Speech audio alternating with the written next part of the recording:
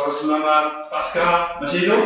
Amin. Oke, terima kasih. Sekali lagi kita sama-sama mengucapkan terima kasih, kemudian memuji Allah yang telah memberkati retreat Paskah tahun 2014 secara berlimpah-limpah, sehingga kita kembali ke penuhan Roh Kudus, semangat baru, kekuatan baru. Kiranya kita dapat berjuang terus untuk mengenali Yesus secara lebih dalam, lebih sempurna, agar kita semua dapat dibesarkan sebagai Paulus baru dan Petrus baru untuk generasi saat sekarang. Amin.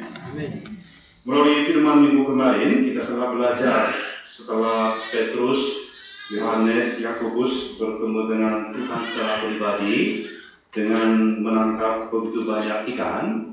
Kemudian mereka mendapat panggilan Tuhan, jangan takut, mulai sekarang kamu akan menjadi manusia.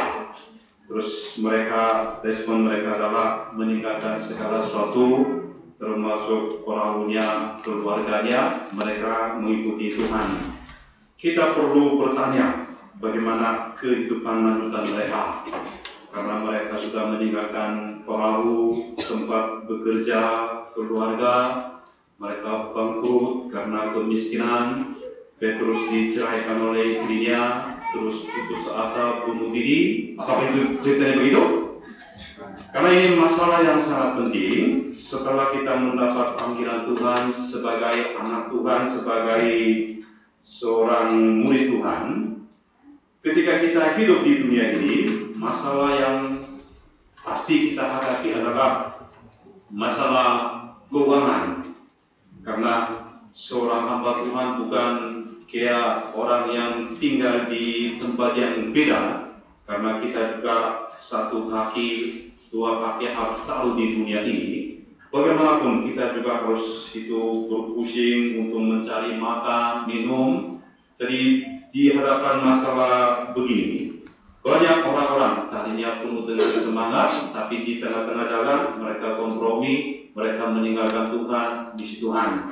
Karena itu, apabila kita tidak mengalami kemenangan dalam kehidupan materi, kehidupan kita sebagai seorang hamba Tuhan, sebagai murid Tuhan, ini tidak bisa sukses. Karena itu, firman hari ini sangat penting. Kita sama-sama berpikir, kemudian seperti tadi lagu juga, andai kata kita suruh memilih, kita sekarang harus memilih apakah kita menyerahkan seluruh hidup kita ke dalam tangan Tuhan, kemudian kita mengikuti bimbingan Tuhan, atau saya tidak percaya kepada Tuhan. Memang Tuhan ada di dalam gereja, tapi Tuhan tidak ada di tempat kerja saya. Saya harus menggunakan kepintaran saya bersandar dengan kekuatan saya. Jadi di antara dua hal ini, kita harus pilih salah satunya. Tapi kita harus berpikir dengan jernih, kira-kira mana yang lebih pasti, lebih aman. Semoga melalui firman hari ini, kita mendapat pedoman dan keyakinan terhadap firman Tuhan, sehingga dalam kehidupan materi pun jangan bersandar kepada kepintaran kita, usaha kita, tapi kita serahkan ke dalam tangan Tuhan, biar kita dapat dibimbing oleh Tuhan, kita dapat diberkati oleh Tuhan secara berlimpah-limpah. Amin. Oke, sudah sekali pada pagi hari adalah, tetapi carilah dahulu kerajaan Allah dan kebenarannya. Ayat nasnya adalah ayat 33. Kita baca sama-sama ayat 33 dengan suara keras. Oke, 1, 2, 3.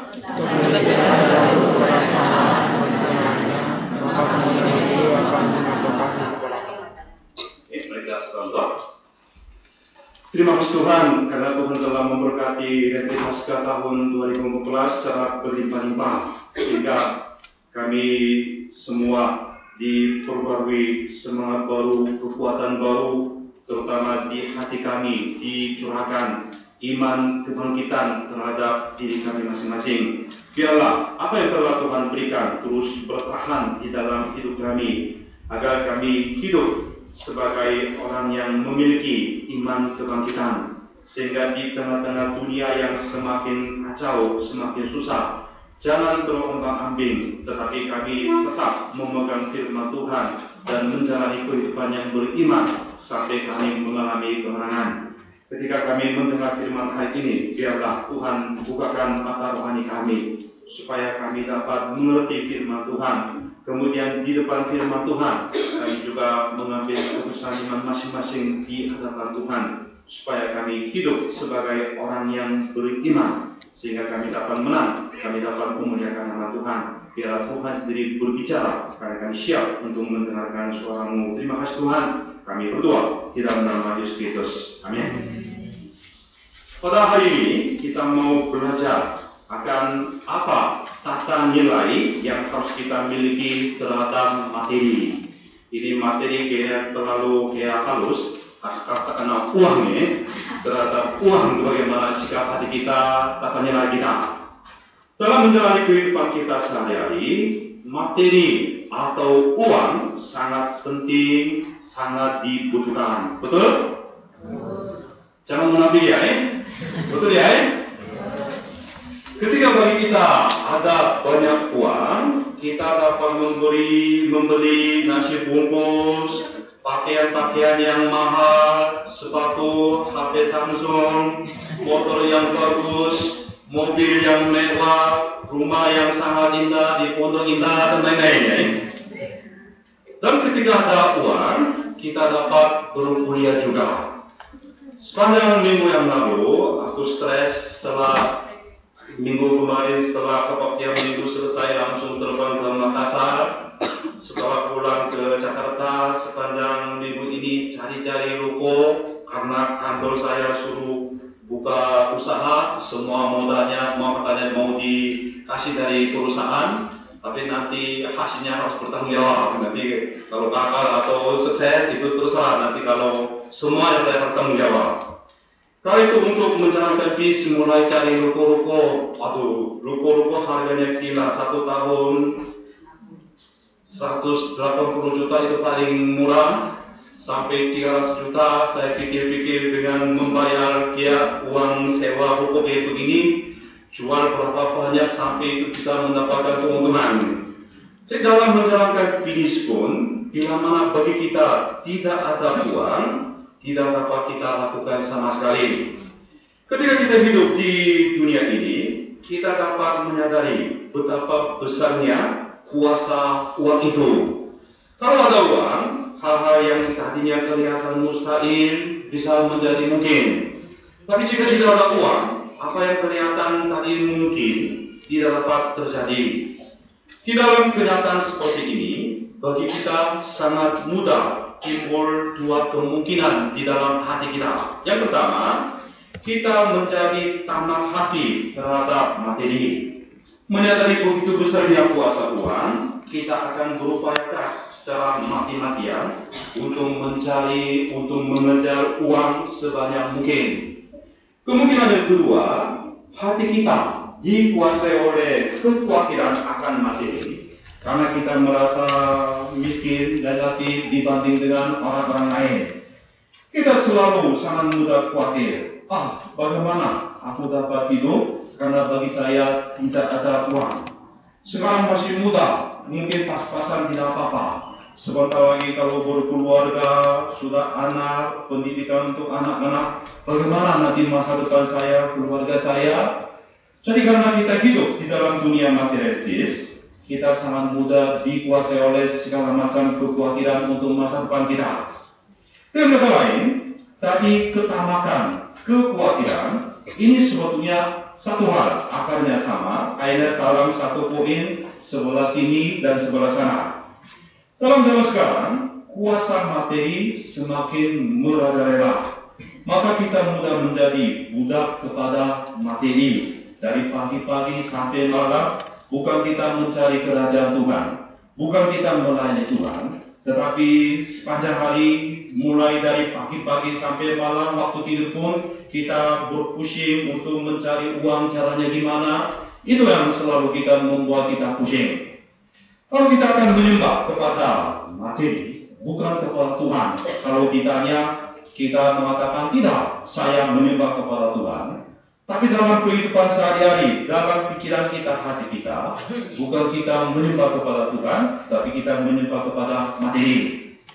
Semua firman hari ini, kita akan mendirikan tata nilai yang benar terhadap uang, lalu kita dapat menjalani kehidupan yang sehat, kehidupan yang betul-betul diberkati oleh Tuhan. Amin. Pelajaran pada hari ini dapat dibagi dua bagian. Yang pertama, ayat 19 sampai 24 mengajari kita bagaimana kita dapat mengatasi ketamakan terhadap materi. Yang kedua, ayat 25 sampai 34 mengajari kita bagaimana kita dapat mengatasi segala kekhawatiran akan kebutuhan sehari-hari dan apakah yang harus kita cari ketika kita hidup di dunia zaman yang penuh dengan materialisme. Kiranya Tuhan memberkati kita semua sehingga melalui firman hari ini sebagai orang yang memiliki iman kebangkitan, kita memiliki tata nilai yang benar terhadap kehidupan kita, kehidupan materi kita. Amin. Yang pertama, kumpulkanlah hartamu di surga. Mari kita lihat ayat 19-20, kita baca sama-sama. Jangan 1, 2, 3.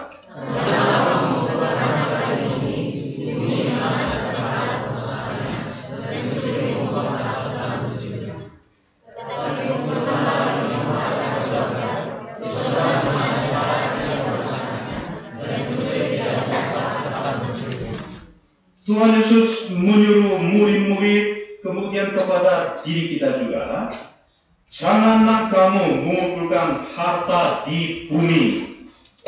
Orang-orang biasanya menaruh segala perhatian mereka kepada masalah keamanan, yaitu security, untuk kehidupan saat sekarang maupun untuk kehidupan masa depannya.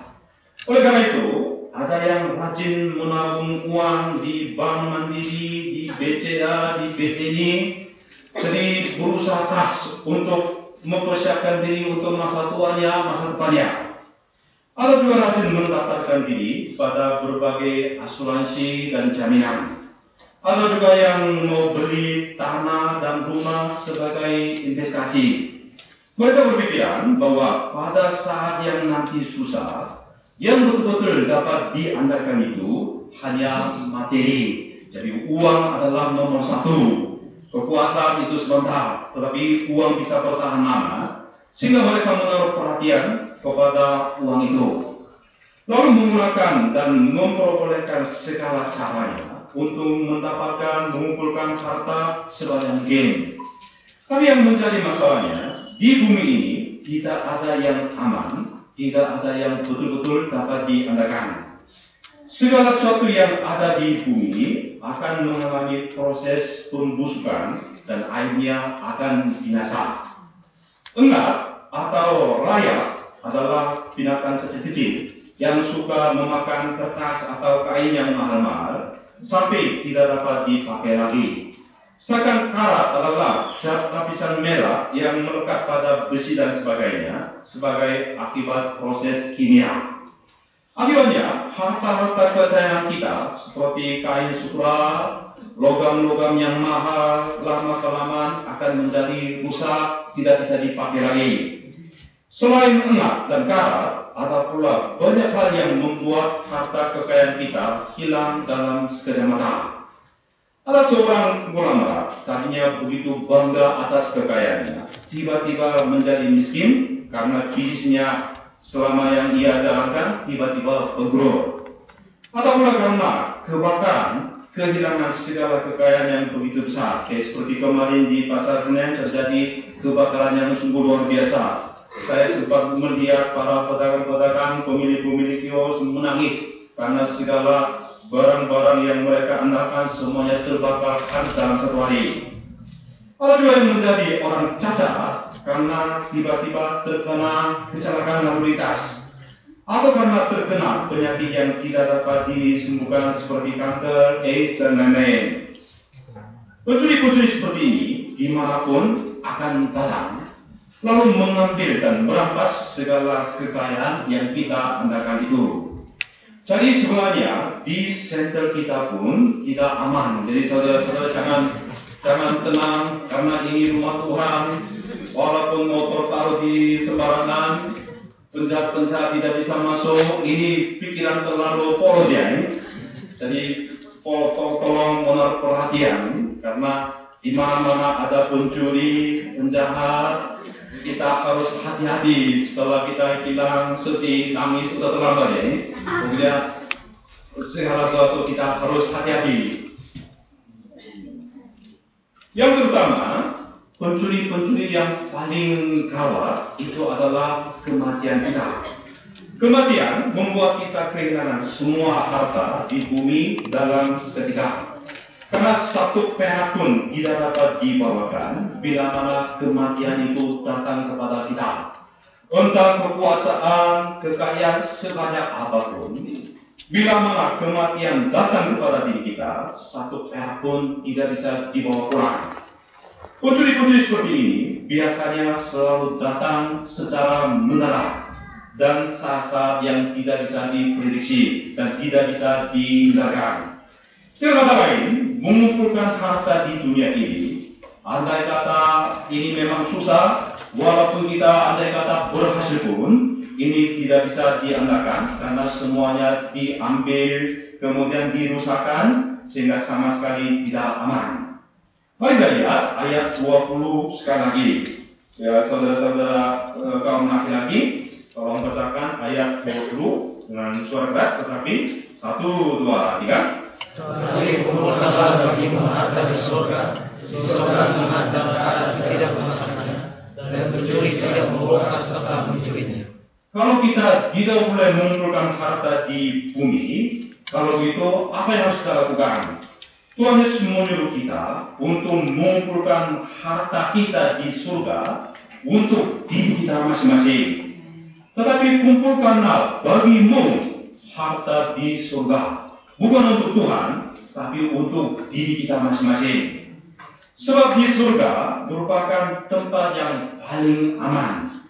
Di surga atau di kerajaan Allah, itu adalah di mana tidak akan mengalami proses pembusukan, tidak ada pencuri, sehingga tempat itu layak disebut sebagai tempat yang paling aman.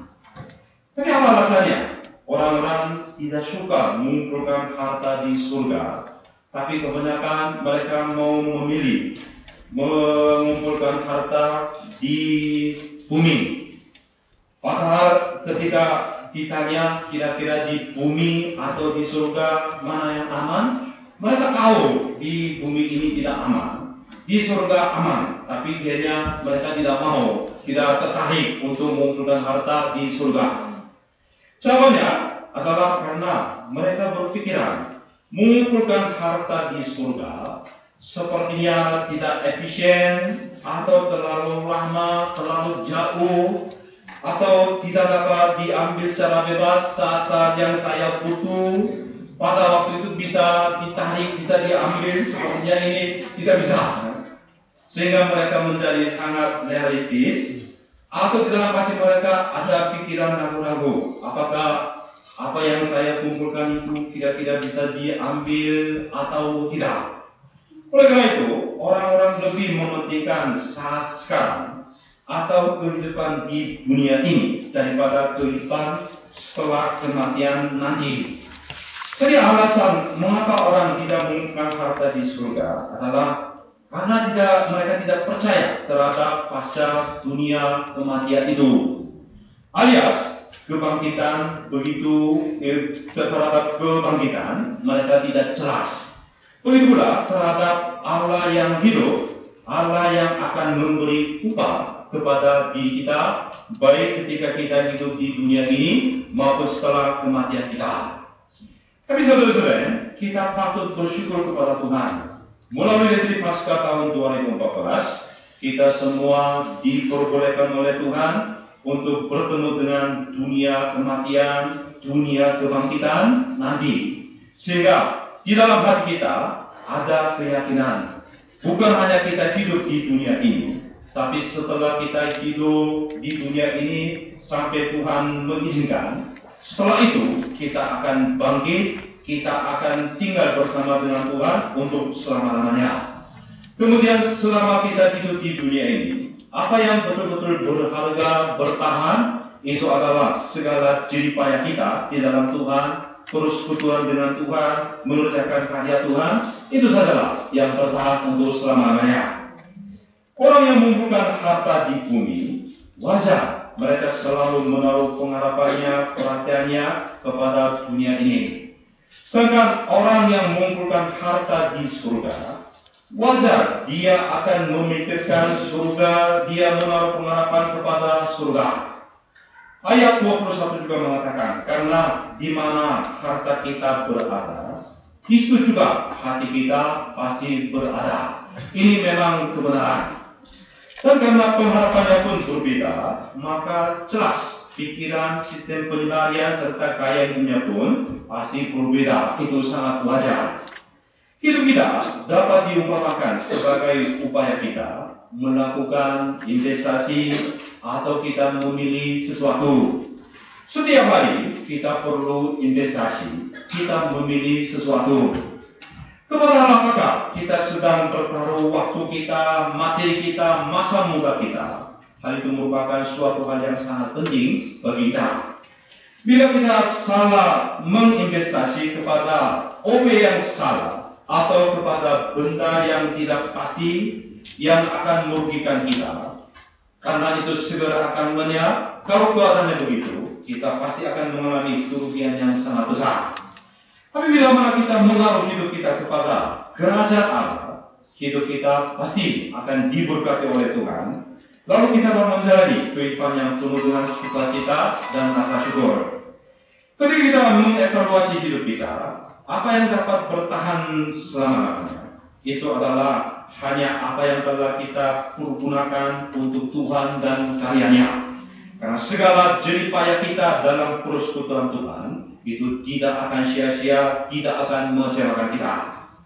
Ayat 21 mengajari pula bagaimana hubungan antara harta dan hati kita. Karena di mana hartamu berada, itu juga hatimu berada. Harta dan hati tidak dapat dipisahkan sama sekali. Bila seseorang menaruh hartanya di bumi, jelas hatinya akan berada di bumi. Sedangkan jika hartanya dikumpulkan di surga, hatinya juga ada di surga. Bila kita mengumpulkan harta kita di bumi, karena hati kita ada di bumi, kita semakin lama semakin kehilangan minat, keinginan rohani, lalu secara tanpa kita sadari, kita semakin jauh dari Allah. Akhirnya terasa sangat berbeban berat untuk melayani Allah, kemudian semakin kabur ke dalam dunia, mengerjakan pekerjaan dunia terus. Karena di bumi ada banyak hal yang menawan hati kita, maka kita sangat mudah mencintainya. Lebih-lebih ketika kita kaya dengan berkat-berkat Tuhan, setelah mendapatkan berkat dari Tuhan, menjadi kaya, saatnya semakin kita bersyukur kepada Tuhan sambil mengingat ini semua berkat Tuhan. Tapi ketika kita melihat diri kita juga orang-orang dunia, waktu miskin hatinya rendah hati. Jadi bukan karena mau tapi terpaksa dia rendah hati. Kemudian terus berdoa kepada Tuhan, Tuhan kasihanlah aku. Tapi setelah sedikit diberkati oleh Tuhan, hatinya berubah. Kemudian bukan lebih giat untuk melayani Tuhan, tapi semakin giat untuk mencari harta lebih banyak. Itu yang sering terjadi. Keserakahan kita pun sangat mudah semakin menjadi besar. Hati kita gampang dikuasai oleh keinginan-keinginan harta dunia. Oleh karena itu, ketika kita menjadi kaya, kita seharusnya semakin berusaha keras untuk mengumpulkan kekayaan kita bukan di bumi, tetapi di surga. Jika tidak, kita sangat mudah akan menjadi buta kepada materi. Dari kekayaan diberikan oleh Allah sebagai berkat, itu bukan menjadi berkat, tetapi itu menjadi kutukan. Karena gara-gara berkat yang diberikan oleh Allah, hubungan kita dengan Tuhan semakin jauh. Oleh karena itu, Rasul Paulus juga pernah memberi nasihat kepada Timotius dengan berkata dalam 1 Timotius ayat pasal 6 ayat 17 sampai 19 kepada orang-orang yang kaya. Ingatkanlah kepada orang-orang kaya di dunia ini agar mereka jangan tinggi hati, jangan berharap kepada sesuatu yang tak tentu seperti kekayaan, melainkan pada Allah yang dalam kekayaannya memberikan kepada kita segala sesuatu untuk dinikmati. Oleh karena agar mereka itu berbuat baik, menjadi kaya dalam kebajikan, suka memberi dan membagi, dan dengan demikian mengumpulkan suatu harta sebagai dasar yang baik bagi dirinya di waktu yang akan datang untuk mencapai hidup yang sebenarnya. Sungguh kekayaan tidak menentu, tidak dapat diandalkan. Kitab Amsal juga berbunyi sebagai berikut. Jangan bersusah payah untuk menjadi kaya. Tinggalkanlah niat ini. Kalau engkau mengamat-amatinya, lenyaplah ia, karena tiba-tiba ia bersayap lalu terbang ke angkasa seperti raja baling. Jadi kekayaan itu tidak menentu. Hari ini ada seperti uang, sebentar lagi hilang, melenyap, terbang, kemudian tidak ada di depan mata kita. Mari kita lihat ayat 22. Kita baca sama-sama ayat 22. 1, 2, 3.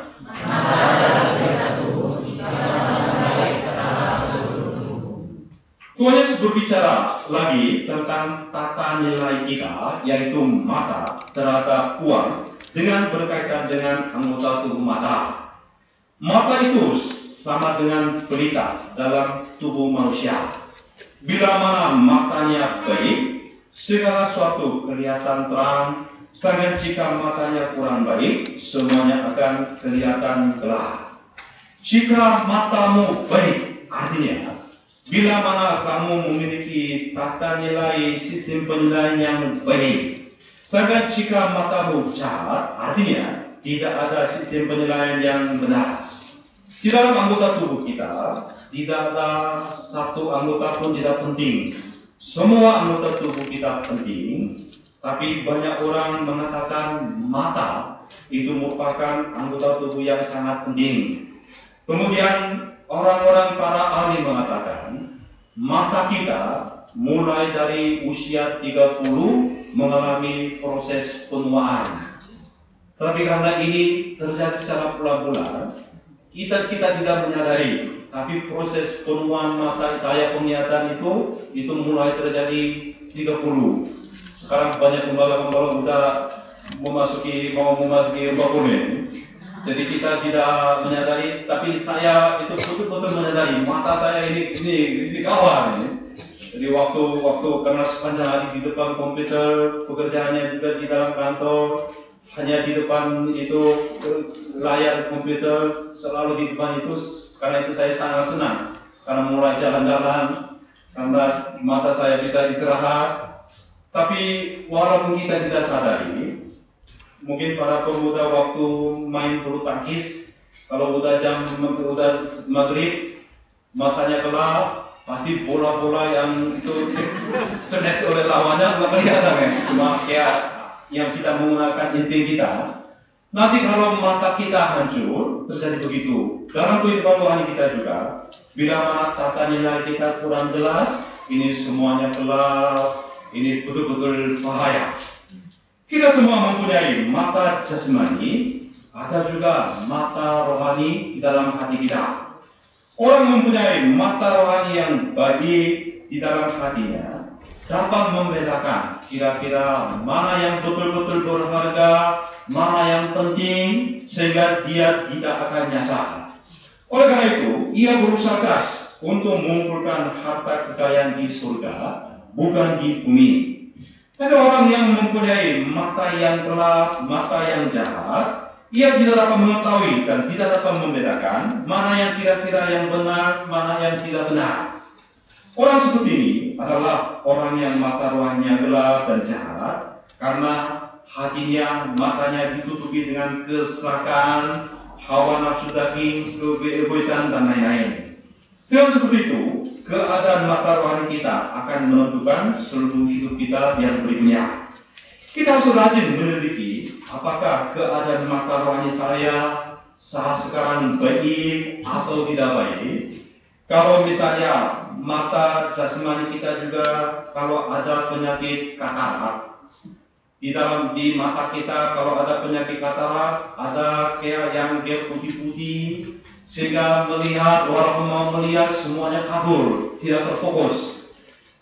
Dalam mata rohani kita juga sama. Bila mana ditutupi dengan hawa nafsu daging, keegoisan, walaupun kita sering mendengar firman Tuhan, mata rohani kita tidak berfungsi dengan baik, kemudian kita akan diikuti oleh naluri kita yang busuk, sehingga kita akan mengalami kebinasannya. Tuhan berkata, masalah mengenai di manakah harta kekayaan kita ditaruh di bumi atau di surga, ini sebenarnya masalah soal penyembahan kita. Mari kita lihat ayat 24. Kita baca sama-sama ayat 24. Tak suara pun 1, 2, 3.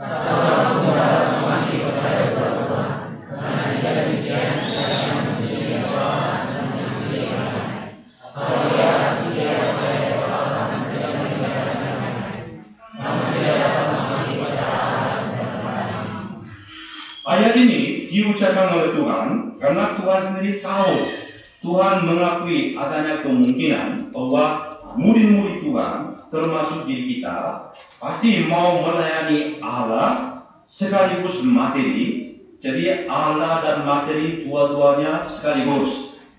Coba saudara-saudara pikirkan, kalau andai kata kita menjadi kaya secara rohani, secara materi, paling enak kan? Ya, selalu saya tanya, secara rohani kaya, kalau dunia juga kaya, dua-duanya kaya, enak ya. Tapi kalau secara materi kaya, secara rohani miskin, betul-betul bisa baik ya. Tapi kalau rohani juga miskin, materi juga miskin, ini celaka ya. Tapi yang paling minimal ini, kita kehendaki secara rohani kaya, secara dunia juga kaya, itu paling ideal. Kita maunya seperti itu. Tapi paling minimal, walaupun di dunia ini miskin, secara rohani kita harus kaya. Jangan terbalik ya. Jangan terbalik, itu kaya. Tapi di dalam hati kita ada ketamakan itu. Sehingga Tuhan Yesus mengatakan, ini tak seorang pun dapat mengabdi kepada Tuhan. Ini sebenarnya tidak bisa. Jika demikian, ia akan membenci yang seorang dan mengasihi yang lain, atau ia akan setia kepada yang seorang dan tidak memintakan yang lain. Karena ini memang tidak bisa. Karena ini salah satunya kita harus pilih. Saudara-saudara, betapa enaknya jika kita dapat mengumpulkan harta kita baik di bumi maupun di surga. Pada umumnya, banyak orang menganggap bila mengumpulkan harta di surga saja, tindakan itu dianggap kurang bijaksana. Kemudian, mereka berpendapat bahwa walaupun percaya kepada Allah, sebanyak harus pintar-pintar juga untuk mencari duit di dunia sebanyak mungkin. Sebab duit itu sangat dibutuhkan untuk menjalani kehidupan yang enak di dunia ini. Ada juga yang mengemukakan alasan untuk melayani Allah, untuk melakukan pekerjaan Allah perlu uang. Kalau ada mobil, domba-domba bisa dijemput. Jadi dengan atas nama alasan seperti itu, saya sebagai seorang hamba Tuhan, saya harus menjadi kaya juga. Tapi yang menjadi masalahnya, walaupun hal itu kelihatannya dapat terjadi secara teoritis, seolah-olah kita bisa mengejar dua-duanya, namun dalam kenyataannya sangat susah, bahkan itu mustahil. Sebab sikap kita, kepercayaan kita terhadap Allah akan menjadi relatif. Padahal Tuhan menuntut kita seperti Tuhan mencintai kita dengan kasih agape. Tuhan meminta kepada kita biar kita melakukan komitmen yang absolut terhadap Allah. Bila mana iman kita menjadi relatif karena hati kita dikuasai oleh kasih sayang terhadap harta-harta dunia, keinginan akan cenderung lebih kuat mencari uang daripada kita mencari atau melayani Allah. Dan ketika kita berhasil mendapat banyak uang, kita sangat mudah menjadi lebih pelit, semakin pelit daripada saat-saat miskin. Namun bukan maksud kami tidak boleh mencari uang, tapi kita tidak boleh kehilangan sikap keabsolutan kita terhadap Allah. Jika tidak, kita segera akan menjadi hamba budak kepada uang. Kemudian kita akan dikuasai oleh keserakahan. Hubungan kita dengan Tuhan semakin jauh. Karena itu Tuhan mengatakan orang kaya yang bisa masuk ke dalam surga itu kayak seperti unta masuk ke lubang jarum. Secara logis bisa masuk. Arti tidak boleh mengabdi Allah, mengabdi Allah secara sekaligus. Bukan kita tidak boleh memiliki materi. Sebagai orang yang melayani Allah, kita harus memilih kira-kira apa yang saya sembah. Apakah kepada Tuhan atau materi. Mammon itu merupakan dewa yang paling kuat sejak zaman dahulu sampai zaman sekarang. Kemudian pada saat sekarang, semua negara semakin mengutamakan materi. Allah dan Mammon dua-duanya menuntut kita untuk mengabdi mereka secara absolut. Bukan hanya meminta sebagian saja, melainkan seluruhnya diminta. Oleh karena itu, manusia tidak dapat memilih Allah sekaligus Mammon dua-duanya. Di dalam hal ini, tidak ada istilah kompromi. Kita harus memilih salah satunya, apakah Allah atau materi. Dari semua di atas, kita harus belajar tentang cara bagaimana seharusnya kita menggunakan materi menurut Alkitab.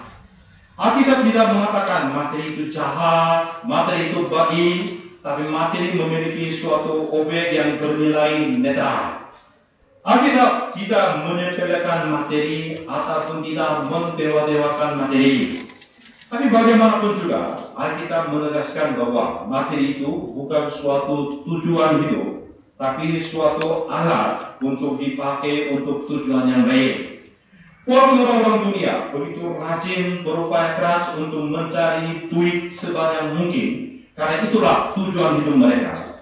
Tapi sayangnya mereka tidak pernah berpikir secara serius bagaimana materi yang dikumpulkan mereka itu digunakan dengan baik. Jika materi itu digunakan dengan baik secara benar, sungguh materi itu akan menjadi baik. Tapi bagaimana jika tidak, materi itu akan mendatangkan malapetaka dalam kehidupan mereka. Bukan karena berkat materi yang diberikan oleh Tuhan, mereka mencintai Tuhan. Tapi mereka bersandar kepada uang yang mereka miliki. Mereka semakin jauh dari Tuhan. Oleh karena itu, kita harus memiliki konsep yang benar terhadap materi yang kita butuhkan. Segala materi, bahkan segala sesuatu yang sekarang kita miliki, ini sebetulnya bukan milik diri kita sendiri. Semuanya milik Tuhan. Kemudian dititipkan kepada diri kita, supaya kita mengurus, kita dijadikan sebagai pengurusnya. Ketika materi dipergunakan untuk Tuhan dan karya Tuhan, materi akan membuat hidup kita semakin menjadi kaya dan indah di hadapan Tuhan. Semakin Tuhan mempercayakan banyak materi kepada diri kita. Tapi kalau andai kata tidak, Tuhan tahu materi tadinya Tuhan kasih kepada kita sebagai berkat. Ternyata ini bagi kita yang berperanan bukan sebagai berkat, tapi kutuk. Bagaimana Tuhan membiarkan kita mengalami kebinasaan. Tuhan mengambil satu-satu, semuanya ambil. Biar kita menjadi rendah hati, kita miskin lagi. Biar kita bersandar kepada Tuhan, kita datang lagi kepada Tuhan. Semoga kita menjadi orang yang betul-betul bijaksana di dalam Tuhan. Sehingga secara rohani kita betul-betul kaya. Secara materi juga kita menjadi kaya. Sehingga kita menjalani kehidupan yang menyenangkan hati Tuhan. Amin. Susah ya, nih? Yang kedua, jangan khawatir. Bila mana kita hendak menjalani hidup yang mengikuti Tuhan sebagai seorang murid, pasti kita menghadapi masalah kehidupan materi, kekurangan materi, dan lain-lain. Seperti minggu kemarin, Petrus, Yakobus, Yohanes meninggalkan segala sesuatu ke Perahu itu sebagai tempat kerjanya. Mereka menjadi full time untuk mengikuti Tuhan, keluarga juga ditinggalkan. Kalau begitu kita mudah bertanya-tanya, kalau mereka tinggalkan semuanya, kira-kira mereka makan apa, minum apa, pakai apa, keluarga gimana, Petrus bisa menghidupi istrinya, anak-anaknya, dan lain-lain. Bila mana ada kekhawatiran akan masa depan kita, di hati kita akan kehilangan kasih karunia, sukacita juga hilang, hati dan wajah kita pasti akan dinaungi dengan segala kuasa kegelapan. Ia sudah tahu akan hati murid-murid yang sering khawatir, sehingga dari ayat 25 sampai 36, Tuhan terus mengatakan jangan khawatir, jangan khawatir. Jadi Yesus begitu sedih karena murid-murid termasuk diri kita selalu khawatir, sehingga dalam konteks yang pendek ayat 25 sampai 34, Yesus terus menyuruh kita jangan khawatir terus. Mari kita lihat ayat 25. Di dalam ayat ini yang dimaksud dengan hidup, tubuh, ada dua kata yang penting, ada hidup kemudian tubuh. Dua kata ini, hidup dan tubuh, adalah masalah keberadaan kita. Sedangkan baik makanan, minuman, pakaian, ini melambangkan masalah kepunyaan. Jelas, ketika kita bertanya mana yang penting, masalah keberadaan, masalah kepunyaan, kita selalu mengatakan masalah keberadaan itu lebih penting. Jelas hal keberadaan jauh lebih penting dan berharga daripada masalah kepunyaan. Hidup dan tubuh kita sebenarnya adalah hadiah dari Allah. Amin.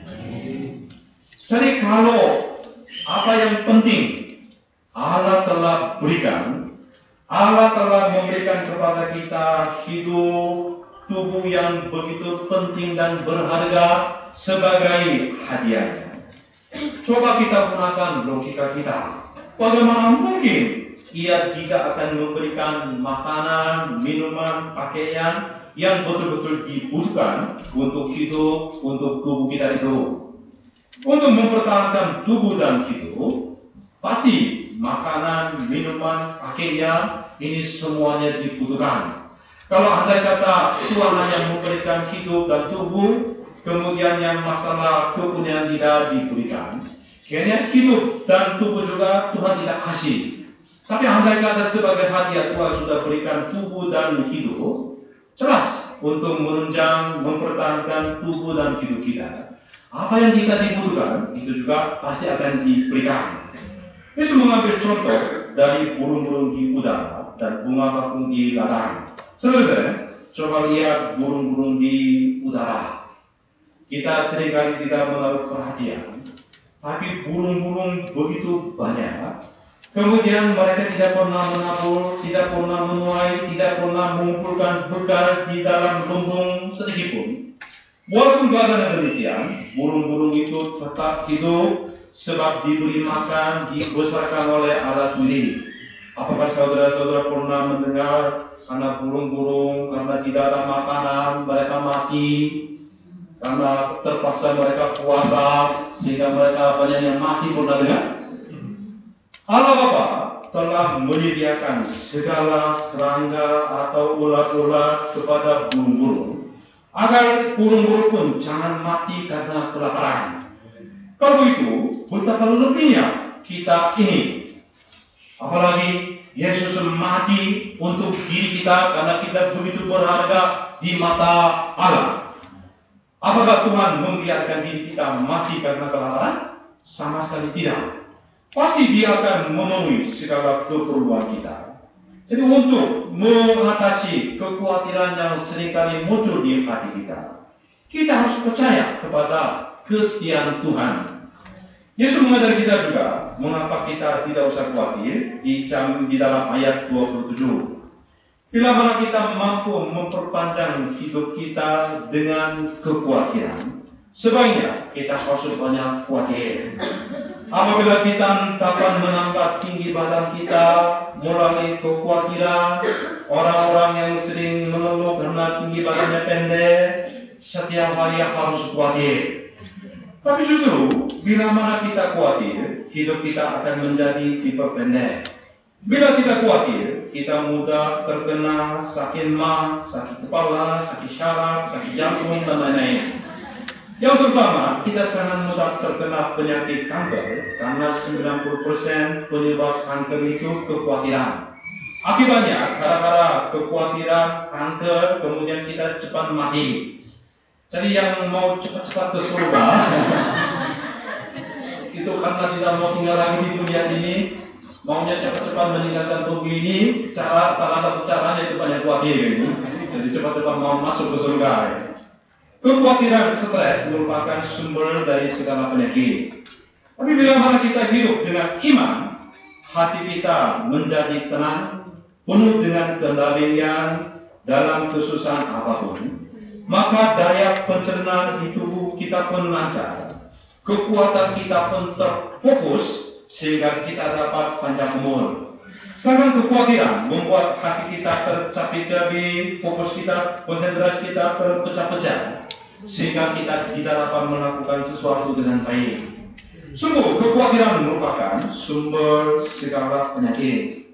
Tapi kita tidak percaya, hati kita menjadi, tetapi ketika kita percaya, hati kita menjadi tenang, dapat tidur dengan nyenyak, kualitas pekerjaan kita pun menjadi baik.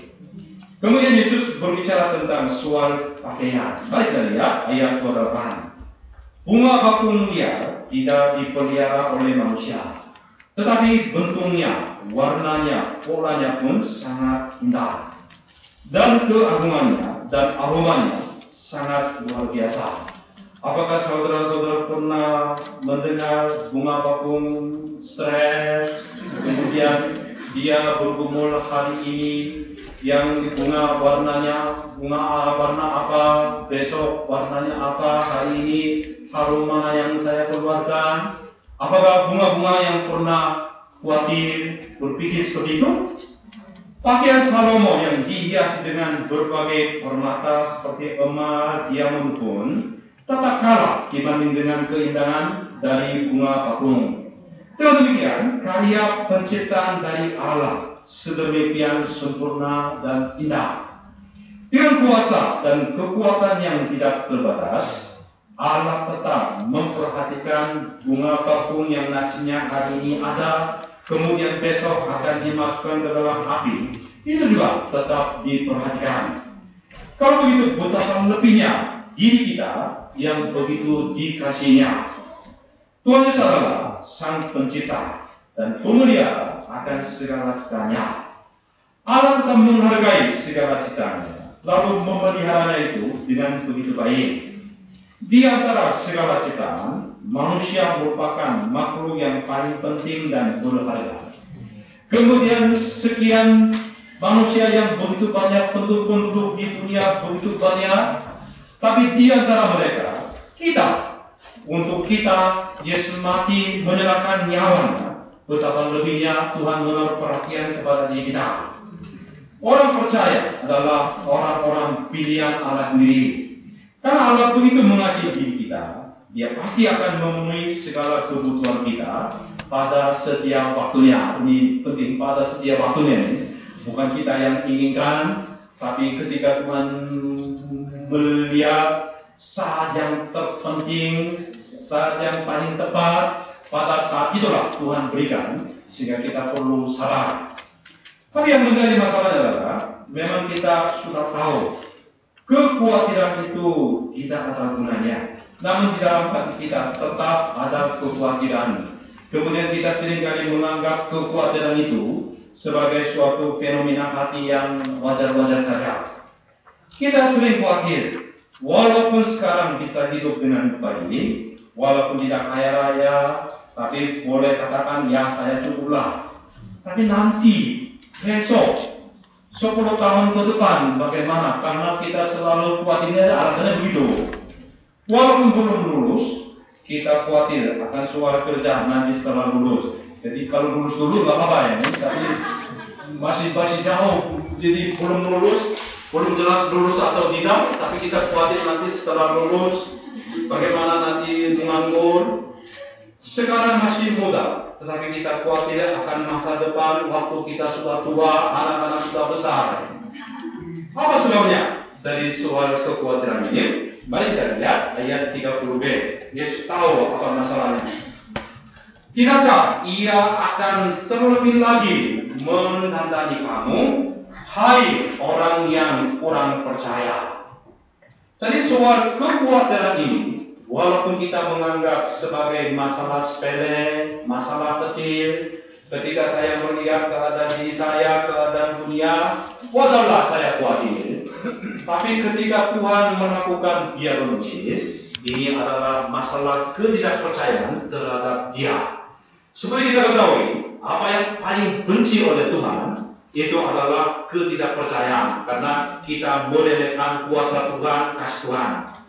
Jadi penyebab utamanya adalah ketidakpercayaan kita terhadap Allah yang begitu setia. Karena kita tidak percaya akan kasih Allah yang akan menghidupi, maka kita mau mencari solusi dengan kekuatan sendiri. Sehingga kita tahu siapa diri kita khawatir. Saya mau tanya kepada saudara-saudara, kira-kira di antara dua solusi ini, mana yang lebih aman, lebih pasti?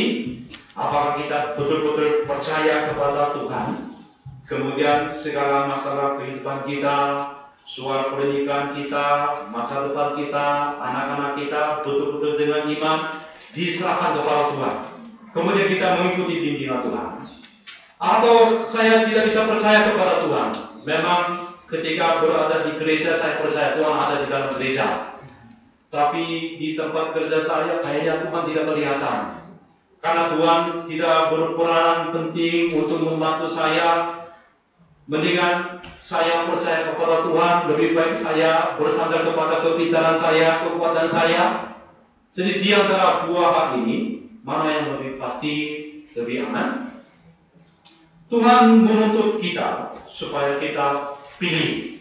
Apakah kita betul-betul bukan hanya di dalam gereja kita berteriak-teriak, saya percaya kepada Tuhan, kemudian seketika meninggalkan gereja langsung menjadi seperti orang dunia, kita menggunakan segala kelicikan kita, kepintaran kita, kekuatan kita. Banyak orang Kristen hidup kayak seperti berbeda, seperti di dalam gereja beda, di tempat di dunia beda, sehingga itu jati diri sebagai anak Tuhan itu tidak kelihatan. Anak-anak kecil sama sekali tidak khawatir, sebab mereka percaya sepenuhnya kepada orang tuanya. Dengan demikian, ketika kita percaya kepada Allah, barulah kita dapat dibebaskan dari segala kekhawatiran. Bagi kita hanya ada dua pilihan. Yang pertama, apakah kita betul-betul percaya kepada Allah secara sepenuhnya, kemudian segala pergumulan hidup kita diserahkan kepada Tuhan, atau yang kedua, kita ragu-ragu, tidak bisa percaya kepada Allah ini, sehingga kita sendiri bertanggung jawab atas hidup kita. Pasangan hidup aku yang cari, tempat kerja aku yang cari, anak-anak aku yang atur. Jadi kita harus pilih salah satunya. Ketika kita hendak bertanggung jawab atas hidup diri kita sendiri, wajarlah kita takut dan khawatir. Tapi ketika kita menyerahkan seluruh hidup kita kepada Tuhan Yesus, Tuhan sendiri bertanggung jawab. Tuhan sendiri membimbing hidup kita ke jalan yang terbaik. Allah adalah yang paling layak dipercayai, diandalkan oleh kita semua. Rasul Petrus juga memberikan nasihat di dalam 1 Petrus pasal 5 ayat 7. Serahkanlah segala kekhawatiranmu kepadanya, sebab Ia yang memelihara kamu. Rasul Paulus juga berkata di dalam Filipi pasal 4 ayat 6 sampai 7. Janganlah hendaknya kamu khawatir tentang apapun juga, tetapi nyatakanlah dalam segala hal keinginanmu kepada Allah dalam doa dan permohonan dengan ucapan syukur. Damai sejahtera Allah yang melampaui segala akal akan memelihara hati dan pikiranmu dalam Kristus Yesus. Amin. Mari lihat ayat 31 dan 32. Setelah mengambil contoh dari burung-burung di udara dan bunga bakung di ladang, Yesus berkata sebagai kesyukuran. Sebab itu, janganlah kamu khawatir dan berkata, apakah yang akan kami makan? Apakah yang akan kami minum? Apakah yang akan kami pakai? Semua itu dicari-cari bangsa-bangsa yang tidak mengenal Allah. Akan tapi Bapamu yang di surga tahu bahwa kamu memerlukan semuanya itu. Amin. Di sini bangsa-bangsa yang tidak mengenal melambangkan orang-orang kafir, orang-orang yang betul-betul tidak percaya kepada Allah. Apa yang dipikirkan, apa yang dicari oleh orang kafir? Mereka tidak percaya kepada Tuhan. Mereka tidak ada pengharapan kepada kerajaan surga. Sehingga pengharapan mereka satu-satunya ada di dunia ini.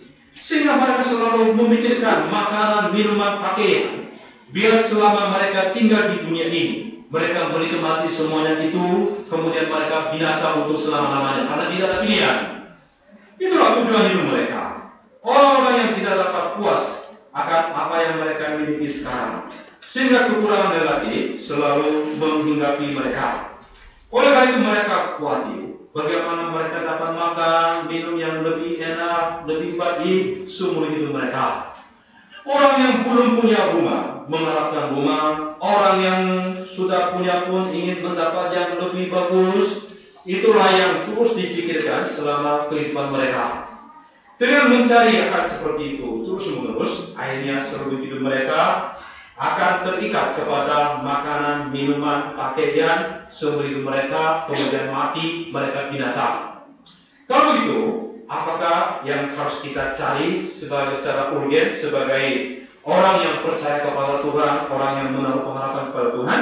Mari kita lihat ayat 33. Kita baca sekali lagi ayat 33. 1, 2, 3.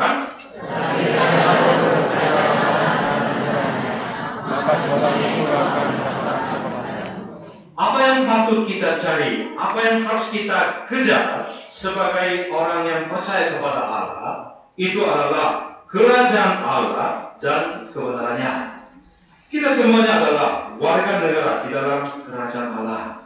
Sebagai warga kerajaan Allah, kita harus mengharapkan bahwa kerajaan Allah harus semakin diperluas, semakin berjaya, semakin datang juga di dunia ini. Di dalam dunia yang tidak benar, kita harus mengharapkan agar kebenaran Allah dapat ditegakkan. Kemudian kita juga berusaha keras untuk memiliki hubungan yang benar dengan Allah. Dalam ayat 33 yang dimaksud kata carilah secara sangat aktif dengan sungguh-sungguh dengan menggunakan segala kekuatan kita sampai hal itu menjadi tujuan dan arti hidup kita. Kita sekarang di dalam dunia yang materialistis, kita tinggal di dalam dunia suasana seperti itu. Bila mana kita tidak berupaya dengan sungguh-sungguh dan aktif untuk mencari kerajaan Allah dan kebenarannya, kita begitu gampang digiring lalu terhanyut oleh suasana dunia materialisme itu. Ketika kita mengasihi Allah, ketika kita bekerja keras untuk melakukan pekerjaan Allah, barulah kita dapat menjaga jati diri kita sebagai anak Tuhan. Kita dapat mengalahkan materialisme yang begitu kuat. Dan di sini kata dahulu mengartikan prioritas keabsolutan utama kita kepada pekerjaan Allah dan kebenarannya.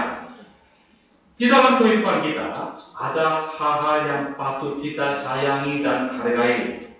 Para mahasiswa dan siswi selalu menaruh prioritas kepada soal belajar, prestasi hasil IPS. Orang-orang di dunia paling mementingkan mencari uang, mendapatkan untung. Tapi hal-hal seperti itu tidak dapat memberikan arah hidup, tujuan hidup, arti hidup kepada kita sebagai orang yang percaya kepada Tuhan. Hanya kepada pekerjaan Allah sajalah kita dapat menaruh harga, prioritas utama kita. Yesus berjanji ketika kita mencari kerajaan Allah dan kebenarannya, Dia akan memenuhi segala kebutuhan kita. Bahkan 2 kali lipat semuanya itu walaupun kita tidak cari, Dia sendiri akan memberikan sebagai bonusnya. Inilah perjanjian Tuhan Yesus yang sangat setia. Allah tidak pernah mengingkari janjinya. Allah mengasihi kita, lalu mempunyai rencana yang sungguh indah, sungguh baik untuk diri kita.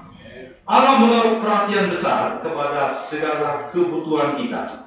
Dia adalah Tuhan yang memenuhi segala sesuatu yang kita cari, yang kita butuh, secara itu semua akan diberikan secara berlimpah-limpah.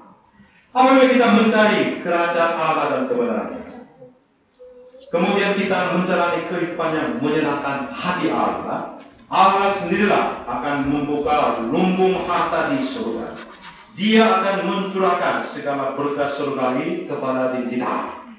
Sekali lagi saya kutip kitab Yakobus pasal 1 ayat 17, salah satu ayat yang saya sukai. bunyinya sebagai berikut. Setiap pemberian yang baik, setiap anugerah yang sempurna, datangnya dari atas, diturunkan dari Bapa segala terang. Amin. Dengan demikian, berkat-berkat rohani, materi-materi yang kita ingin tambahkan juga. Ini semuanya setiap pemberian yang baik, bukan kita kejar, bukan kita cari. Semuanya diturunkan dari atas oleh Bapa segala terang. Kita Maleakhi pasal 3 ayat 10 pun berbunyi berkata kepada diri kita, bawalah seluruh persembahan persepuluhan itu ke dalam rumah perbendaharaan, supaya ada persediaan makanan di rumahku, dan ujilah aku, firman Tuhan semesta alam, apakah aku tidak membuka bagimu tingkap-tingkap langit dan mencurahkan berkat kepadamu sampai berkelimpahan. Tuhan menyuruh kita supaya memuji Dia. Apakah kita mencari pekerjaan Allah dan kebenarannya? Kemudian apakah betul-betul Tuhan memberkati kita atau tidak? Tuhan menyuruh kita supaya kita memuji. Karena Tuhan betul-betul siap untuk memberkati kita. Dia siap membukakan bagi kita tingkap-tingkap langit dan mencurahkan segala berkat kepada diri kita sampai kelimpahan. Semoga kita menerima janji firman ini di hati kita masing-masing. Kemudian kita semua hidup sebagai orang yang memiliki janji firman Tuhan. Kita bukan hidup apa yang kelihatan di mata kita, tapi kita hidup dengan iman, dengan memegang janji firman Tuhan. Semoga setelah dari Paskah 2014, kita kembali lagi kehidupan sehari-hari. Dalam kehidupan sehari-hari, dalam kehidupan materi, semoga kita memegang firman ini, kita menjalani kehidupan yang menang, baik dalam soal materi, masa depan, studi kita, pekerjaan kita, pokoknya dalam hal-hal yang dalam segala kita prinsip ini diterapkan. Kemudian kita menjadi pemenang, kemudian kita dapat menjalani kehidupan yang menyenangkan hati Tuhan. Kiranya Tuhan memberkati kebesaran iman kita. Amin. Kita ini dengan baca ayat 33 sampai 33, oke? 1, 2, 3. Tapi kebenaranmu kepada Allah dan kebenarannya, maka semuanya itu akan ditambahkan kepadamu.